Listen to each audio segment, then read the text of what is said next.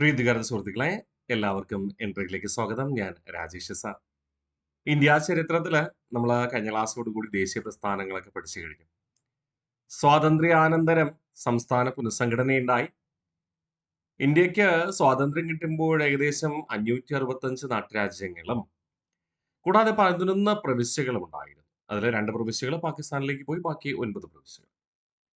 ഈ 9 പ്രവിശ്യകളെയും 565ഓളം വരുന്ന നാട്ടുരാജ്യങ്ങളെയും ഏകീകരിച്ചുകൊണ്ട് ഇന്ത്യ എന്ന് പറയുന്ന ഒരു സമ്പൂർണ്ണ ആധിപത്യത്തിന് കീഴിലുള്ള ഒരു സമ്പൂർണ്ണ പരമാധികാര രാജ്യമായി രൂപീകരിക്കാൻ വേണ്ടിയിട്ട് കുറേയധികം കാര്യങ്ങൾ നേരിടേണ്ടി വന്നു. ആ കാര്യങ്ങളാണ് നമ്മളിന്ന് ഈ ദിവസം സംസ്ഥാന പുനഃസംഘടനയുടെ ക്ലാസ്സിലൂടെ പഠിക്കാം.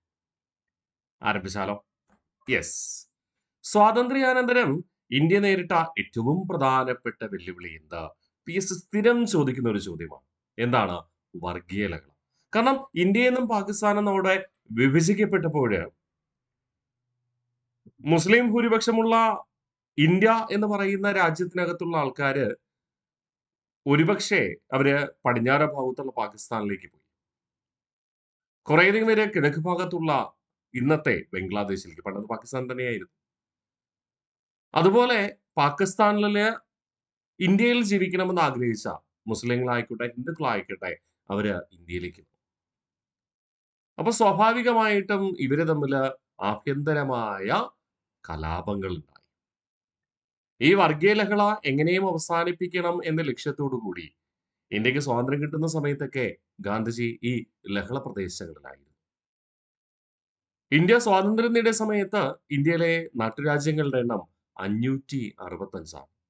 ചെറുതും വലുതുമായ നാട്ടുരാജ്യങ്ങൾ, തിരുവിതാംകൂറും കൊച്ചിയും മൈസൂറും ഒക്കെ പോലെ ചെറുതും വലുതുമായ നാട്ടുരാജ്യങ്ങൾ. ഈ നാട്ടുരാജ്യങ്ങളെ ഏകീകരിക്കുക എന്ന ലക്ഷ്യത്തോടു കൂടി രൂപീകരിക്കപ്പെട്ടതാണ് ഡിപ്പാർട്ട്മെന്റ് ഓഫ് സ്റ്റേറ്റ്സ്.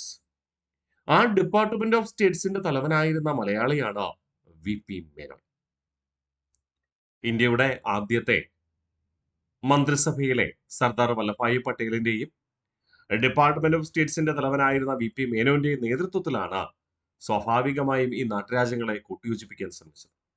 പലരും ഇന്ത്യ എന്ന് പറയുന്ന പരമാധികാര രാജ്യത്തിന് കീഴിൽ ഒരുമയോടുകൂടി ഒന്നാകാൻ തയ്യാറായി.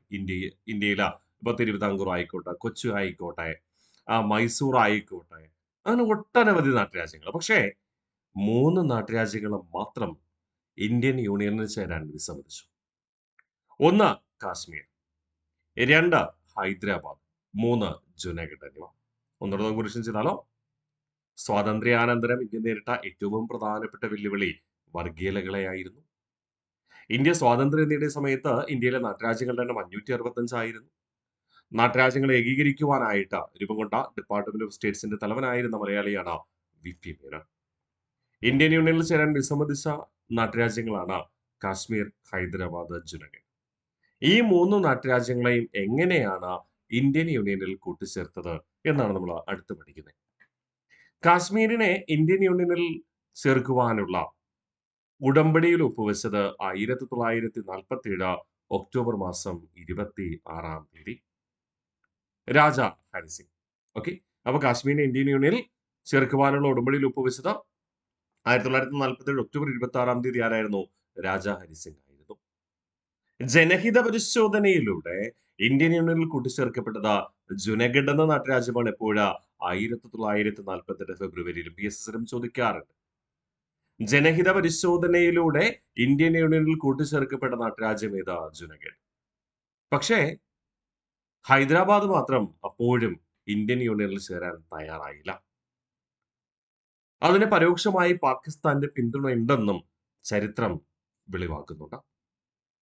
ഒടുവില് ഇന്ത്യ എന്ന് പറയുന്ന പരമാധികാര രാജ്യത്തിനുള്ളില് ഹൈദരാബാദ് എന്ന ഭൂപ്രദേശം സ്വമേധയാ നിൽക്കുന്നത് സ്വാഭാവികമായിട്ടും രാജ്യഭീഷണിക്ക് തുല്യമാണ്. അതുകൊണ്ട് തന്നെ ഹൈദരാബാദ് എന്ന നാട്ടുരാജ്യത്തെ ഇന്ത്യൻ യൂണിയനിൽ കൂട്ടിച്ചേർക്കുന്നതിന് വേണ്ടി സൈനിക നടപടിക്ക് തുടക്കം കുറിച്ചു. ആ സൈനിക നടപടിക്ക് നൽകിയ വിശേഷണം ഓപ്പറേഷൻ പോളോ എന്നായിരുന്നു. ഓപ്പറേഷൻ പോളോ എന്ന സൈനിക നടപടിയിലൂടെ ഇന്ത്യൻ യൂണിയനിൽ കൂട്ടിച്ചേർക്കപ്പെടുന്ന ഹൈദരാബാദ് നാട്ടുരാജ്യത്തെ 1948 സെപ്റ്റംബർ മാസത്തോടു കൂടി 565 നാട്ടുരാജ്യങ്ങളിൽ ഇന്ത്യൻ യൂണിയനിൽ ചേരാൻ വിസമ്മതിച്ച 3 നാട്ടുരാജ്യങ്ങളെ അങ്ങനെ കൂട്ടിച്ചേർത്തു. കാശ്മീരിനെ ഇന്ത്യൻ യൂണിയനിൽ ചേർക്കുവാനായിട്ട് ഉടമ്പടിയിൽ ഒപ്പുവെച്ചത് 1947 ഒക്ടോബർ 26-ന് രാജാ ഹരിസിംഗ് ആയിരുന്നു. ജനഹിത പരിശോധനയിലൂടെ ഇന്ത്യൻ യൂണിയനിൽ കൂട്ടിച്ചേർക്കപ്പെട്ടത് ജുനഗഡ് എന്ന നാട്ടുരാജ്യം 1948 ഫെബ്രുവരി മാസം.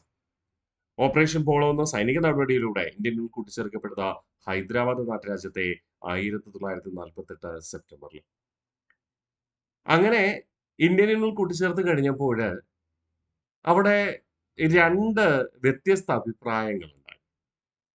ഇന്ത്യ എന്ന് പറയുന്ന പരമാധികാര രാജ്യം പ്രവിശ്യകളായി വേർതിരിക്കണം, ബ്രിട്ടീഷുകാരുടെ കീഴിലുണ്ടായിരുന്നത് പോലെ പ്രവിശ്യകളായി തന്നെ ഭരണം തുടരണം എന്ന് ഒരു കൂട്ടം വിവാദിച്ചു.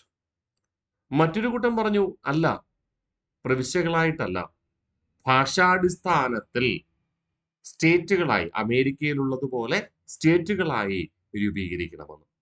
അങ്ങനെ അതേ തുടർന്ന് ചർച്ച നടക്കുക.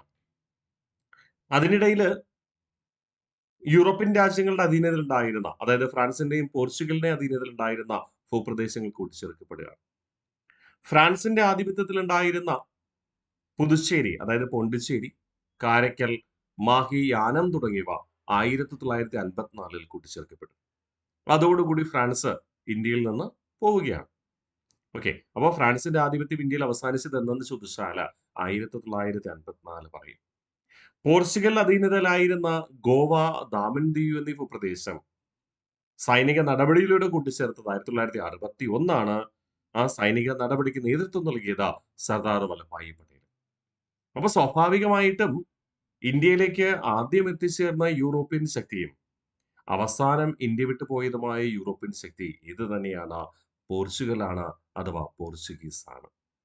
പോർച്ചുഗീസുകാരെ 1498 വാസ്കോഡ് ഗാമയുടെ നേതൃത്വത്തില് കടൽമാർഗം ഇന്ത്യയിൽ കച്ചവടത്തിലെത്തി. ആധിപത്യം സ്ഥാപിച്ച ഒടുവിൽ ഇന്ത്യക്ക് സ്വാതന്ത്ര്യം ബ്രിട്ടീഷുകാർ നൽകിയിട്ടും പോർച്ചുഗീസ് അധീന പ്രദേശം അപ്പോഴും പോർച്ചുഗലിന്റെ അധീനതയിലായിരുന്നു.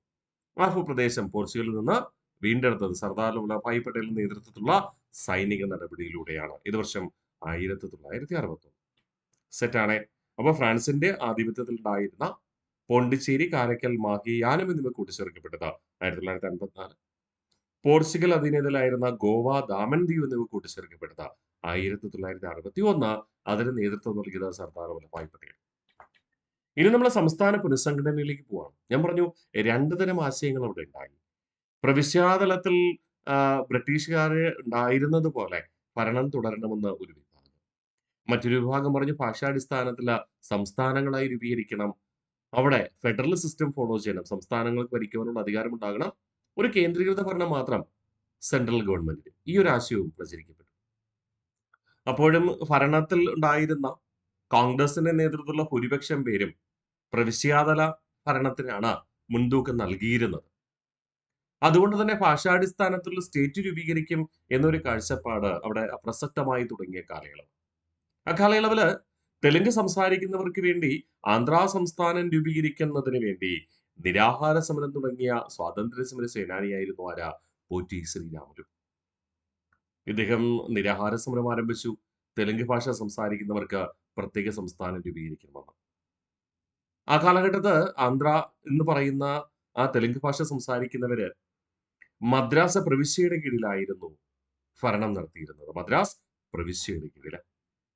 ഒടുവില് പോറ്റി ശ്രീരാമുലു സമരം ആരംഭിച്ചു, നിരാഹാരം ആരംഭിച്ചു. സർക്കാർ ഗവനിച്ചില്ല. 58 ദിവസം കഴിഞ്ഞപ്പോഴ് തെലുങ്ക് ഭാഷ സംസാരിക്കുന്നവർക്ക് സംസ്ഥാനം രൂപീകരിക്കണമെന്ന് ആവശ്യപ്പെട്ടുകൊണ്ട് സമരം നയിച്ച പോറ്റി ശ്രീരാമുലു മരണത്തിന് കീഴടങ്ങി. അതോടുകൂടി ജനങ്ങൾ വലിയ പ്രതിഷേധം ആരംഭിച്ചു. ഈ പ്രതിഷേധം കണ്ടില്ലെന്ന് നടിക്കുവാൻ ഗവൺമെന്റിന് കഴിഞ്ഞില്ല. അതുകൊണ്ട് തന്നെ ഭാഷാടിസ്ഥാനത്തിൽ തെലുങ്ക് സംസാരിക്കുന്നവർക്ക് വേണ്ടി ആദ്യമായി ഒരു സംസ്ഥാനം രൂപീകരിക്കപ്പെട്ടു. ഭാഷാടിസ്ഥാനത്തിൽ രൂപീകരിക്കപ്പെട്ട ആദ്യ സംസ്ഥാനം അത് തെലുങ്ക് സംസാരിക്കുന്നവർക്ക് വേണ്ടിയായിരുന്നു. അതറിയപ്പെട്ടത് ആന്ധ്ര. ആന്ധ്ര സംസ്ഥാനം രൂപീകരിച്ചത് 1953. പിന്നീട് സംസ്ഥാന പുനഃസംഘടന ഉണ്ടായപ്പോൾ അത് ആന്ധ്രാപ്രദേശ് എന്ന പേരിൽ പുനഃസംഘടിപ്പിച്ചതാണ് കേട്ടോ. അപ്പോ ഇന്ത്യയില് ഭാഷാടിസ്ഥാനത്തിൽ രൂപീകരിക്കപ്പെട്ട ആദ്യ സംസ്ഥാനം ഏതെന്ന് ചോദിച്ചാൽ അത് ആന്ധ്രയാണ്. 1953. ഇന്നത്തെ ആന്ധ്രാപ്രദേശ് രൂപീകരിക്കപ്പെടുന്നത് 1956. മറക്കരുതേ. അപ്പോ ഏഴാം ഭരണഘടനാ ഭേദഗതി പ്രകാരമാണ് ആന്ധ്രാപ്രദേശ് രൂപീകരിക്കപ്പെട്ടത്. ഓക്കെ. അപ്പോൾ സംസ്ഥാന പുനഃസംഘടന തെലുങ്ക് ഭാഷ സംസാരിക്കുന്നവർക്ക് വേണ്ടി ആന്ധ്ര സംസ്ഥാനം രൂപീകരിക്കുന്നതിന് നിരാഹാരം തുടങ്ങിയ സ്വാതന്ത്ര്യ സമര സേനാനിയാണ് പൊറ്റി ശ്രീരാമലു. 58 ദിവസം കഴിഞ്ഞപ്പോഴാണ് മരണപ്പെടുന്നത്. തെലുങ്ക് സംസാരിക്കുന്നവർക്ക് വേണ്ടി ആന്ധ്ര സംസ്ഥാനം രൂപീകരിച്ചത് ഏത് വർഷമായിരുന്നു? 1953. ഇനി സംസ്ഥാന പുനഃസംഘടനാ കമ്മീഷനെ കുറിച്ച് നമുക്ക് നോക്കാം. എന്തായിരുന്നു ലക്ഷ്യം? പോറ്റി ശ്രീരാമലുവിന്റെ മരണത്തോടുകൂടി ആന്ധ്ര സംസ്ഥാനം രൂപീകരിക്കപ്പെട്ടപ്പോൾ കേരളം ഉൾപ്പെടെ പല കോണിൽ നിന്നും, ഇന്ത്യയുടെ പല കോണിൽ നിന്നും ഭാഷാടിസ്ഥാനത്തിൽ സംസ്ഥാനം രൂപീകരിക്കണമെന്ന ആവശ്യം അലയടിച്ചു. അങ്ങനെ ഭാഷയുടെ അടിസ്ഥാനത്തിൽ സംസ്ഥാനങ്ങൾ പുനഃസംഘടിപ്പിക്കുക എന്ന ലക്ഷ്യത്തിന് വേണ്ടിയിട്ട് ഒരു കമ്മിറ്റി നിയമിച്ചു. ആ കമ്മിറ്റിയുടെ പേര് സംസ്ഥാന പുനഃസംഘടനാ കമ്മീഷൻ. ഈ സംസ്ഥാന പുനഃസംഘടനാ കമ്മീഷൻ രൂപീകരിക്കപ്പെട്ടത് 1953 ഡിസംബർ മാസം 22-ാം തീയതി. അതിന്റെ ചെയർമാൻ എന്ന് പറയുന്നത് ഫസൽ അലി ആയിരുന്നു. 3 അംഗ സമിതിയാണ്. ചെയർമാൻ ഫസൽ അലി, മറ്റംഗങ്ങൾ എച്ച്.എൻ. ഹുൻസ്രു, പിന്നെ കെ.എം. പണിക്കർ. മലയാളിയായ കെ.എം. പണിക്കർ. പി.എസ്.സിലും ചോദിക്കാറുണ്ട്. ചോദിക്കുമ്പോൾ ഈ 3 പേരുണ്ടല്ലോ, അതുകൊണ്ട് ചോദിക്കുന്നത് ഇങ്ങനെയായിരിക്കും: സംസ്ഥാന പുനഃസംഘടനാ കമ്മീഷനിൽ അംഗമല്ലാത്ത വ്യക്തി ആരെന്നാണ്. ഈ 3 പേരെ ഓപ്ഷനിൽ തരും. മറ്റൊരാളെ തരും, അദ്ദേഹത്തെ തിരഞ്ഞെടുക്കുവാണ്. അപ്പോൾ 3 പേരുടെ പേരും പഠിക്കണോ? പഠിക്കണം. കൂടാതെ സംസ്ഥാന പുനഃസംഘടനാ കമ്മീഷനിലെ അംഗമായ മലയാളി ആര് എന്ന് വീണ്ടും എടുത്ത് ചോദിക്കാറുണ്ട്. കെ.എം. പണിക്കർ. സംസ്ഥാന പുനഃസംഘടനാ കമ്മീഷന്റെ അധ്യക്ഷൻ ആര് എന്ന് ചോദിക്കാറുണ്ട്. ഫസൽ അലി. സ്ഥിരം ചോദിക്കുന്ന ഒരു ഏരിയയാണ് കേട്ടോ. 1951 ഡിസംബർ 22-ന് രൂപീകരിക്കപ്പെട്ട സംസ്ഥാന പുനഃസംഘടനാ കമ്മീഷൻ ഫസൽ അലിയുടെ നേതൃത്വത്തിൽ മറ്റംഗങ്ങൾ എച്ച്.എൻ. ഹുൻസ്രുവും പിന്നെ കെ.എം. പണിക്കറും റിപ്പോർട്ട് സമർപ്പിച്ചത് 1955. അതുപ്രകാരം 1956-ലെ സംസ്ഥാന പുനഃസംഘടന അനുസരിച്ച് 16 സംസ്ഥാനങ്ങളും 6 കേന്ദ്രഭരണ പ്രദേശങ്ങളും അവിടെ രൂപീകരിക്കപ്പെട്ടു. 1956-ലെ 7-ാം ഭരണഘടനാ ഭേദഗതി പ്രകാരമാണ് രൂപീകരിക്കപ്പെടുക. 7-ാം ഭരണഘടനാ ഭേദഗതിയുടെ കാര്യങ്ങളൊക്കെ നിങ്ങൾ സ്വാഭാവികമായിട്ട് ഇന്ത്യൻ കോൺസ്റ്റിറ്റ്യൂഷൻ പഠിക്കുമ്പോൾ അവിടെ പഠിക്കുന്നതാണ്, അല്ലെ? 7-ാം ഭരണഘടനാ ഭേദഗതി. അതുകൊണ്ട് ഞാൻ അതിലേക്ക് കൂടുതൽ കടക്കുന്നില്ല. നിങ്ങളുടെ മനസ്സിൽ ഓർമ്മിക്കുവാനായിട്ട് ജസ്റ്റ് സൂചിപ്പിച്ചു. 7-ാം ഭരണഘടനാ ഭേദഗതി പ്രകാരം എന്ത് രൂപീകരിക്കപ്പെട്ടു? 14 സംസ്ഥാനങ്ങളും 6 കേന്ദ്രഭരണ പ്രദേശങ്ങൾ. സെറ്റാണേ. മറക്കില്ല എന്ന് കരുതിക്കോട്ടെ. ഇത്രയേ ഉള്ളൂ ഇന്നത്തെ ക്ലാസ്സിൽ പഠിക്കുവാനായിട്ട്. അപ്പോൾ ഒന്ന് നമുക്ക് റിവിഷൻ ചെയ്താലോ? നമ്മൾ പഠിച്ച കാര്യങ്ങൾ പൂർണ്ണമായിട്ട് ചെറിയൊരു ക്ലാസ്സാണ്, അല്ലേ? വളരെ പെട്ടെന്ന് കഴിഞ്ഞു. സ്വാതന്ത്ര്യാനന്തരം ഇന്ത്യ നേരിട്ട ഏറ്റവും പ്രധാനപ്പെട്ട വെല്ലുവിളി എന്ന് പറയുന്നത് വർഗീയ ലഹളയായിരുന്നു. ഇന്ത്യ സ്വാതന്ത്ര്യം നേടിയ സമയത്ത് ഇന്ത്യയിലെ നാട്ടുരാജ്യങ്ങൾ 565 ആയിരുന്നു. നാട്ടുരാജ്യങ്ങൾ ഏകീകരിക്കുവാനായി രൂപം കൊണ്ട ഡിപ്പാർട്ട്മെന്റ് ഓഫ് സ്റ്റേറ്റ്സിന്റെ തലവനായിരുന്ന മലയാളിയാണ് വി.പി. മേനോൻ. ഇന്ത്യൻ യൂണിയനിൽ ചേരാൻ വിസമ്മതിച്ച നാട്ടുരാജ്യങ്ങളായിരുന്നു കാശ്മീർ, ഹൈദരാബാദ്, ജുനഗഡ് എന്നിവ. കാശ്മീരിനെ ഇന്ത്യൻ യൂണിയനിൽ ചേർക്കുവാനുള്ള ഉടമ്പടിയിൽ ഒപ്പുവെക്കപ്പെട്ടത് 1947 ഒക്ടോബർ 26-ന് രാജാ ഹരിസിംഗ്. ജനഹിത പരിശോധനയിലൂടെ ഇന്ത്യൻ യൂണിയനിൽ കൂട്ടിച്ചേർത്തത് ജുനഗഡിനെ 1948 ഫെബ്രുവരി മാസം. ഓപ്പറേഷൻ പോളോ എന്ന സൈനിക നടപടിയിലൂടെ ഇന്ത്യൻ യൂണിയനിൽ കൂട്ടിച്ചേർത്തത് ഹൈദരാബാദിനെയായിരുന്നു 1948 സെപ്റ്റംബറിൽ. ഫ്രാൻസിന്റെ ആധിപത്യത്തിലുണ്ടായിരുന്ന പുതുച്ചേരി, അതായത് പോണ്ടിച്ചേരി, കാരക്കൽ, മാഹി, യാനം എന്നിവ കൂട്ടിച്ചേർക്കപ്പെട്ടത് 1954. അതോടുകൂടി ഇന്ത്യയിൽ ഫ്രാൻസിന്റെ അധികാരം അവസാനിച്ചു. പോർച്ചുഗൽ അധീനതയിലുണ്ടായിരുന്ന ഗോവ, ദാമൻ ദിയു എന്നിവ കൂട്ടിച്ചേർക്കപ്പെട്ടത് 1961. അതിന് നേതൃത്വം നൽകിയത് സർദാർ വല്ലഭായ് പട്ടേലും സൈനിക നടപടിയിലൂടെ. അതുകൊണ്ട് തന്നെ ഇന്ത്യയിൽ ആദ്യമായി എത്തിച്ചേർന്ന യൂറോപ്യൻ ശക്തിയും അവസാനം ഇന്ത്യ വിട്ടുപോയ യൂറോപ്യൻ ശക്തിയും ആരാധന ചോദിച്ചാൽ ഉത്തരം നമ്മൾ പോർച്ചുഗലാണ് പറയുക. സംസ്ഥാന പുനഃസംഘടന. സംസ്ഥാന പുനഃസംഘടനയ്ക്ക് കാരണമായതാണ് ആദ്യം പറയുക. തെലുങ്ക് ഭാഷ സംസാരിക്കുന്നവർക്ക് വേണ്ടി ആന്ധ്ര സംസ്ഥാനം രൂപീകരിക്കുന്നതിന് വേണ്ടി നിരാഹാര സമരം തുടങ്ങിയ സ്വാതന്ത്ര്യ സമര സേനാനിയാണ് പോറ്റി ശ്രീരാമലു. 58 ദിവസം കഴിഞ്ഞപ്പോൾ അദ്ദേഹം മരണത്തിന് കീഴടങ്ങി. അതോടുകൂടി ജനങ്ങളുടെ പ്രതിഷേധം ആരംഭിച്ചു. പ്രതിഷേധം കുറയ്ക്കാൻ, പ്രതിഷേധം അമർച്ച ചെയ്യുന്നതിന് വേണ്ടിയിട്ട്, ഇല്ലായ്മ ചെയ്യുന്നതിന് വേണ്ടിയിട്ട് തെലുങ്ക് സംസാരിക്കുന്നവർക്ക് വേണ്ടി ഒരു ആന്ധ്ര സംസ്ഥാനം രൂപീകരിച്ചു. 1953 കേട്ടോ. സംസ്ഥാന പുനഃസംഘടനാ കമ്മീഷന്റെ ലക്ഷ്യം ഭാഷയുടെ അടിസ്ഥാനത്തിൽ സംസ്ഥാനങ്ങൾ പുനഃസംഘടിപ്പിക്കുക. രൂപീകരിച്ചത് 1953 ഡിസംബർ 22. ചെയർമാൻ എന്ന് പറയുന്നത് ഫസൽ അലി. മറ്റംഗങ്ങൾ എച്ച്.എൻ. ഹുൻസ്രു, കെ.എം. പണിക്കർ. റിപ്പോർട്ട് സമർപ്പിക്കപ്പെട്ടത് 1955-ലാണ്. 1956-ലെ സംസ്ഥാന പുനഃസംഘടന അനുസരിച്ച് 14 സംസ്ഥാനങ്ങളും 6 കേന്ദ്രഭരണ പ്രദേശങ്ങളും രൂപീകരിക്കപ്പെട്ടു. അതിന് കാരണമായത് 7-ാം ഭരണഘടനാ ഭേദഗതി. സെറ്റാണേ.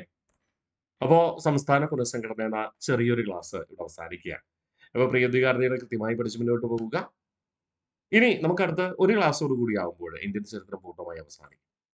അടുത്ത ക്ലാസ്സിൽ നമ്മൾ പ്രധാനമായും പഠിക്കുന്നത് സ്വാതന്ത്ര്യാനന്തര ഇന്ത്യ നേരിട്ട പ്രധാനപ്പെട്ട യുദ്ധങ്ങൾ, യുദ്ധത്തിന്റെ കാരണമെന്താണ്, യുദ്ധത്തിന്റെ അനന്തരഫലം എന്താണ് തുടങ്ങിയ കാര്യങ്ങൾ. അതും PSC പ്രാധാന്യത്തോടുകൂടി ചോദിക്കുന്ന ഒരു മേഖലയാണ്. പ്രധാനപ്പെട്ട ഒരു ചോദ്യ മേഖലയാണ്. ഓക്കെ അല്ലേ? അപ്പോൾ അടുത്ത ക്ലാസ്സിൽ കാണാം. Bye bye.